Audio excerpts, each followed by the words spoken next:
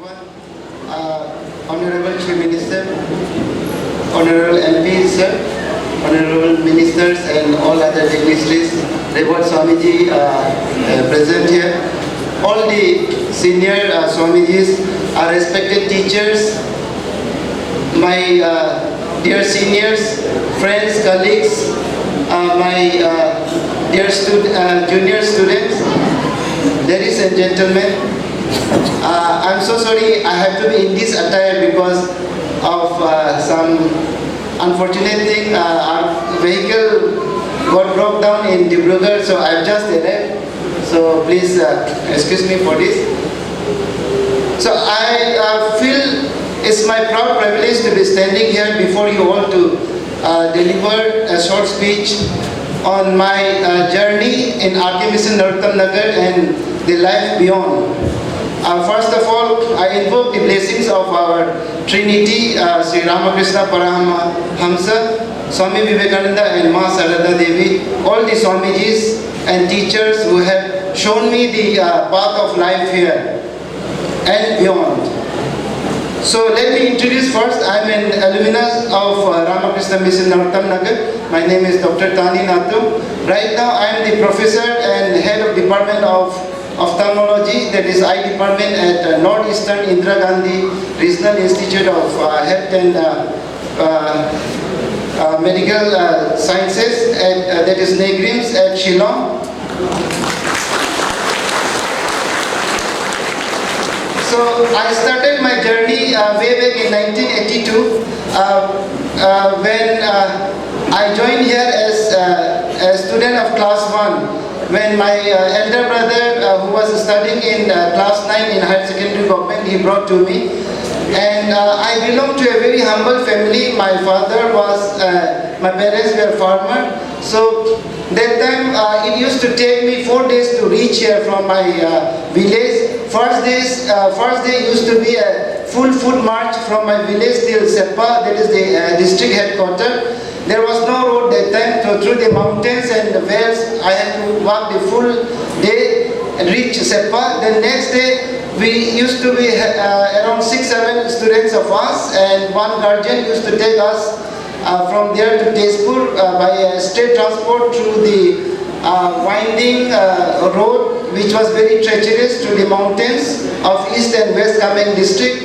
And by the time we used to reach Tezpur, I used to be totally out of vomiting. And second day, since there was no bridge in the mighty Brahmaputra, we used to take a ferry from there and go upstream, reach a place called Bokaghat.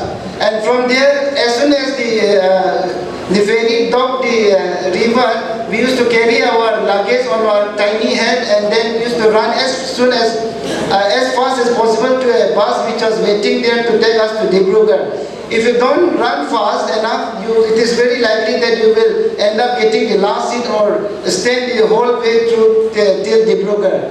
And from Dibrugarh, because there was no regular buses, the guardian used to pack us into a small ambassador, 7-8 of us, including the guardian, and then used to reach here. So it was a very arduous task for us that time, and similar was the way back home. Now, because I belong to a very poor family, what happened was, initial first year and a few years, my father and mother could afford my education by selling my mother's precious ornaments and the whatever domestic animals they had. Now, after a few years, they could not. Then my father once told me during a vacation, son, don't take me wrong, but I love you as any father would love a son. But you know our situation. Why don't you request your Secretary Swamiji to give only one time vacation instead of one? So I understood this situation. I didn't say anything, but I cried at heart. Now, sorry. Then, from classics onwards, so sorry.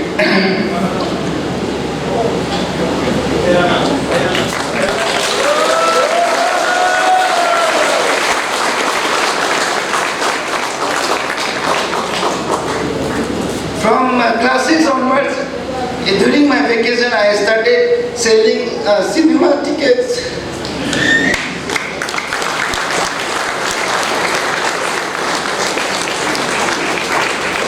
In the cinema halls, I used to sell tickets and collect tickets for the cinema goers. That is how I funded my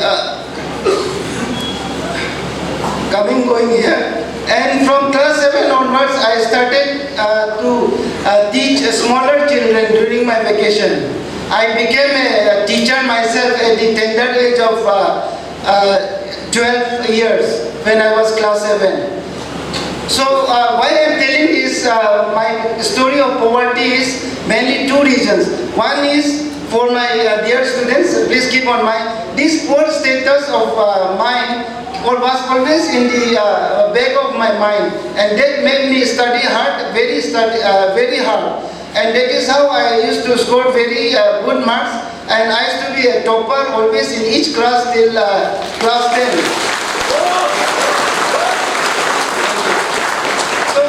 I was so good at study that I started getting lot of scholarships from Belurmat from Kolkata. I'm very grateful for that. So with that scholarship also I used to fund myself. Then when I was in class 8, I won the science seminar at national level, which was held in Bangalore. From there also I got a scholarship. And when I was in class 9, I again won a scholarship in science exhibition journal level at Kolkata. There again I got money. So this process of like hard work and study continued. And later on I went on to get also this scholarship. That is, I won the prestigious International Council of Ophthalmology Fellowship Award with a sum of 4 lakhs rupees. With that, I went on to do fellowship in USA, Baltimore, in the most prestigious institute called Johns Hopkins. And later on, I again won the Delhi Ophthalmological Society Grant Award. Now, then I went on to study in Jibman Medical College, which is one of the most prestigious institute in the country. Then I did my post-graduation in All India Institute of Medical College. We are all aware that is the most and topmost ranked medical college in India. And then I went on to Johns Hopkins University also. Now, so I had a lot of blessings, and also, of course, I am indebted to the blessings of the Almighty and all the teachings I received from our Swamijis and great teachers. I am very thankful to all. So this is number one. So I went on from there to become the assistant professor, associate, and now I am a professor and head of this NEIGRHMS, which is a central institute under the Government of India, Ministry of Health and Family Welfare, which caters to not only Northeast India but many parts of India. Now I went on to start to become a doctor, but I am much more now because I am also a teacher, a professor, then I am also a researcher, and we teach MBBS and postgraduate students. So I am very grateful. So this is one reason why I was telling the story of poverty. Second is, when I became a doctor and a professor or a officer in the under the Government of India, I started thinking, when I suffered so much during my studency, why not I do something for the society? So I thought of bringing Ramakrishna Mission School to East Kamen district, because we do not have Ramakrishna Mission in the western side of Arunachal Pradesh. So I went on to request the Swamijis, and then, but I was told that it is impossible now to open any Ramakrishna Mission School these days.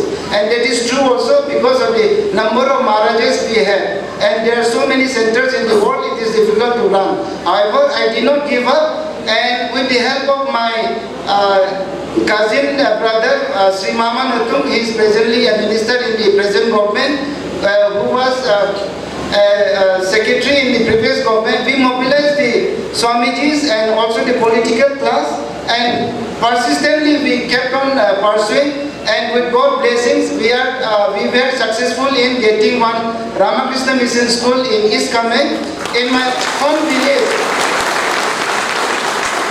In my own village, Lumdan, which is under Papu Valley, East Kameng district. And so many students are benefiting from all over Arunachal, especially from the western part of Arunachal Pradesh. So why I told this my story of poverty was because with that I could go on to do these two things. So this is now, and right now I am the professor and HoD there, and I do lot of teachings, also as a doctor. I do treat the patients, thousands and thousands of them, and also like help as many patients as possible, especially from Arunachal who are coming here.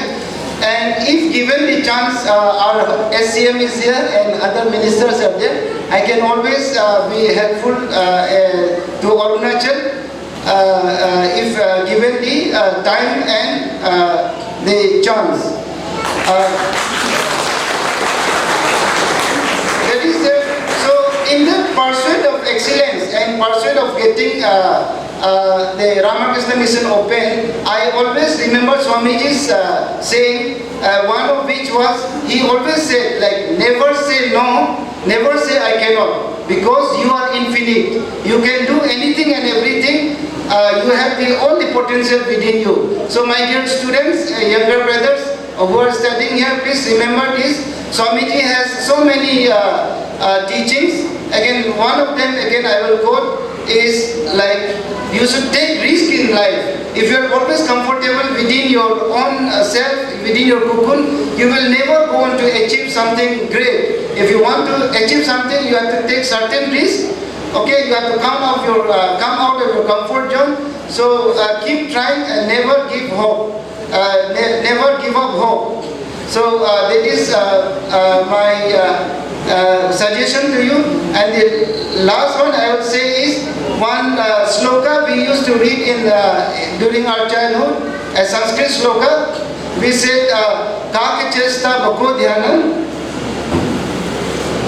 Okay, I'm overrunning. So the gist was that you have to be like a crow which keeps on trying to get its food, it never gives up. So in your pursuit of excellence, you should never give up, you should keep trying. And swan nidra, like a stork or a swan, you should be having that concentration. Like when a stork is concentrating, when a fish passes, it just is able to pick up and it never misses. So you should be like that.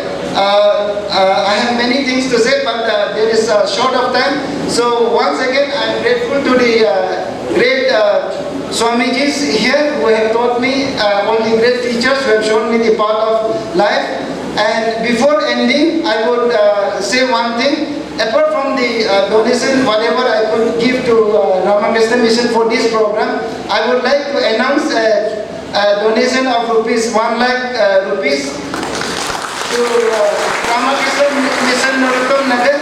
I would request Swamiji, Secretary Swamiji, to make it, keep it in a bank, and whatever interest is generated to give it as a prize for the most academically excellent child. Let it be an academic excellence award. Because of this paucity of time, I could not bring the check. Maharaj, I will be giving it tomorrow. Thank you, everyone.